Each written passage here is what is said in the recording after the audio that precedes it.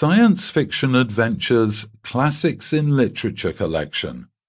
20,000 Leagues Under the Sea, The Lost World, The Invisible Man, Asleep in Armageddon.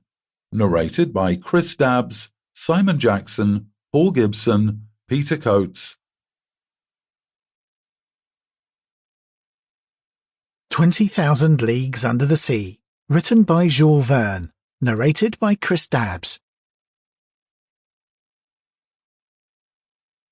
Chapter 1. A Shifting Reef. The year 1866 was signalized by a remarkable incident, a mysterious and puzzling phenomenon, which doubtless no one has yet forgotten, not to mention rumors which agitated the maritime population and excited the public mind, even in the interior of continents. Seafaring men were particularly excited.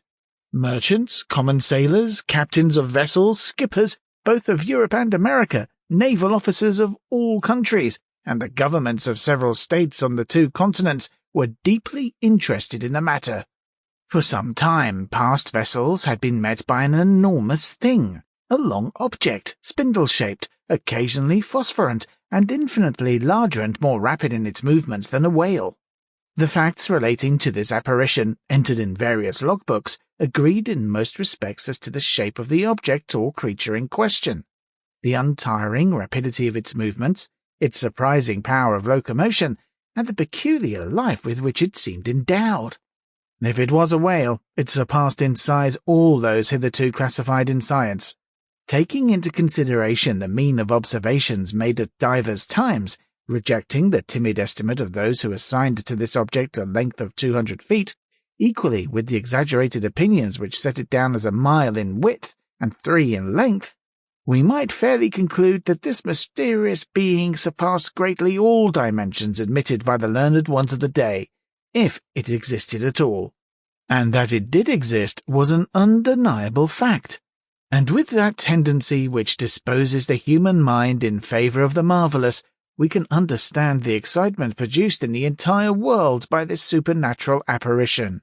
As to classing it in the list of fables, the idea was out of the question. On the 20th of July, 1866, the steamer Governor Higginson of the Calcutta and Burnach Steam Navigation Company had met this moving mass 5 miles off the east coast of Australia. Captain Barker thought at first that he was in the presence of an unknown sandbank. He even prepared to determine its exact position when 2 columns of water, projected by the mysterious object, shot with a hissing noise 100. Sample complete. Ready to continue?